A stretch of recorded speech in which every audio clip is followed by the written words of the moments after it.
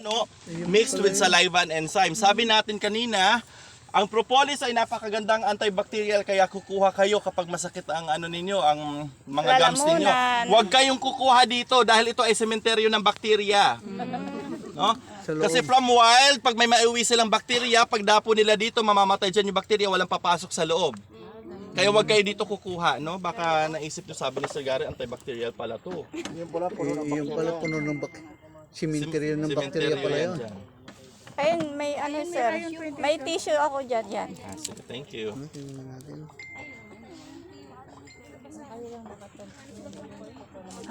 Hinday.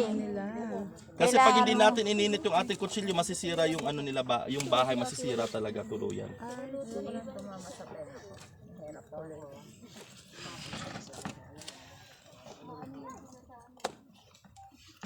Matakal saliwa yung ihawak ng kutsilyo.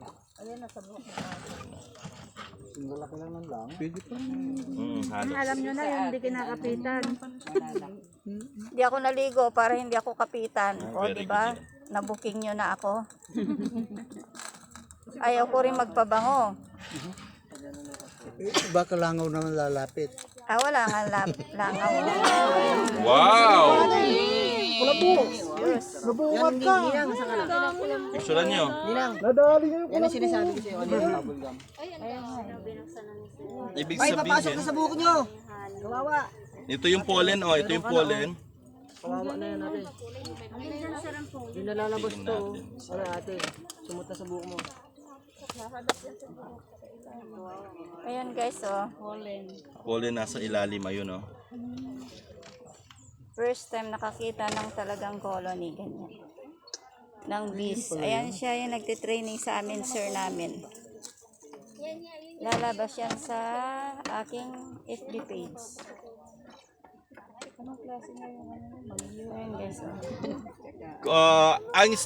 Dalawang klase kasi ang stingless bees, no. Merong tinatawag na munggo-munggo, yung kanyang itog mukhang mga munggo. Ito naman ang tinatawag na biroy. Ito yung ginagamit natin for commercial honey production.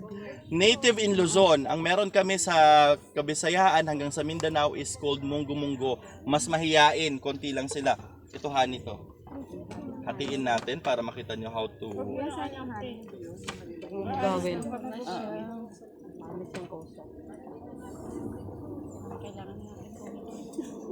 Kaya nga.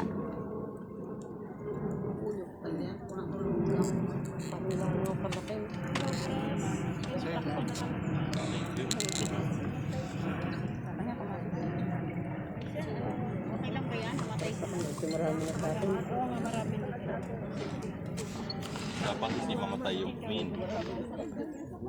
Hatiin natin yung kanilang itlog para magdalawang colony na siya. Paano sir malalaman yung queen? Malaki, ang queen usually is 3 times bigger. Saan siya? Tingnan natin.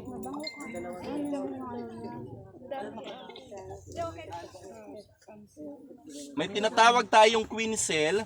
So ang queen cell po ay mas malaking itlog kumpara sa karaniwang itlog. Mamatay sila sa apoy. Oh, normal po talaga yan. Kailangan ng collateral damage para maging successful ang ating ginagawa. Kasama yan sa pagkatuto, may namamatay talaga dyan. Ito po for example, sayang nabiak lang, no. Ito mas malaking itlog kumpara sa karaniwang itlog. Ibig sabihin yan ay queen cell. Pag nabuka yan at naitlogan ng queen yan at bumuka, ang lalabas dyan ay future queen. Mamaya malalaman ninyo kung ano bang ibig sabihin ng queen cell. At kukuha lang ako ng pollen kasi para may pagkain sila dito. Wala tayong na-harvest, doon tayo sa kabila mag-harvest.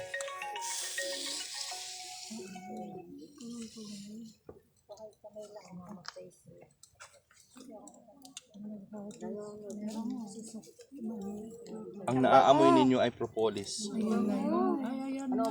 Ito po ang pollen. Kasi nandun kayo. Kasi nandito kami. Meron bang kutsara dyan, sir, na ano? Hindi plastic? Baka hindi kayanin. Harvestan na tayo ng pollen para matikman nila. Try natin. Kasi yung mainit kasi yung na kutsilyo kaya medyo na-extract yung Sa ano, sa ate. Parang kamote. Pollen ata yun. Sir, magkano na ngayon per gram po ng pollen? Ako ang aking 85 grams ay nasa 350. Wala pang isang buhit. Ayan guys, ang dami nila. Aray mo pa ako, sir. Sige. So, dalawa na ang ating colony ngayon. Paghatiin natin. Yun, tinakpan na guys. Ayan. Oh, dalawa na ang colony mo. Ganun lang po kadali. Patatakpan yung isa. Itlog yan, itlog. Pero sinubukan ko Tapos kukuha tayo Kapag binuksan mo siya, medyo maasim-asim. ayun. dito para alam nila kung saan sila uuwi. Hindi nila alam Kasi kaamoy nila. kahit nandun lang sa ibabaw ng misa. Hindi siya nila alam. Yes. Dalawa na. So bumili ka Yan ng daw ang 3.5 after 4 to 6 pinaka-disinfectant. months nagdalawa, edi may 7,000 ka na. Yung Tama na po yung ganyan. yung 3.5 mo sa bangko, maswerte kang tumubo ng 3 piso yan sa isang taon. Kasama na po yung bigyan. Opo.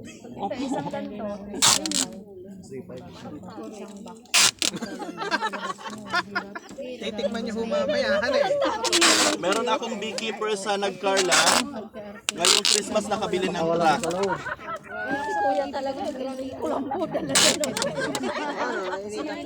Paano ready? Ang sakin na sabi mo nagpuminer ka. Pag bibili ka ng ganito, 3,000. Kaya natin nilalagyan ng scotch tape para walang bakterya makapasok. Pero ito lalagyan din nila ng propolis to, padidikitan din nila yan. Pinapatay yung mga talim. Seldan na yan. Bibili ako ng ganyan. Para meron akong pangkain. Actually, lalo na kapag may mga bata kayo, ang honey nito ay mas maganda pa sa Celine Plus. Last year nagka-COVID ako. Ang ginamot ko lang honey ng Kiyot 4 days. Hindi na rin lumabas sa aking swab test.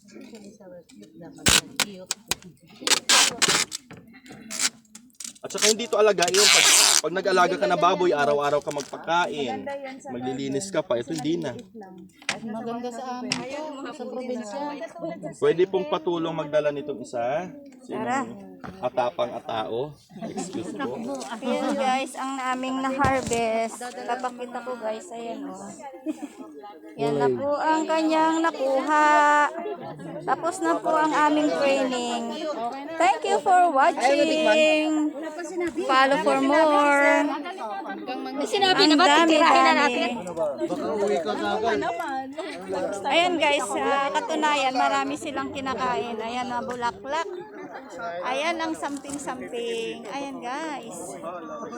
Ang dami. Ayan guys, oh, mga bulaklak yan guys. Kinakain ng bees. Ano yan, mas mabisa raw sa bayan. Yan na. Ikaw na matapos sa sino. Ayan na guys, thank you for watching. Dito na nagtatapos yung aming video. Thank you, thank you. Follow for more.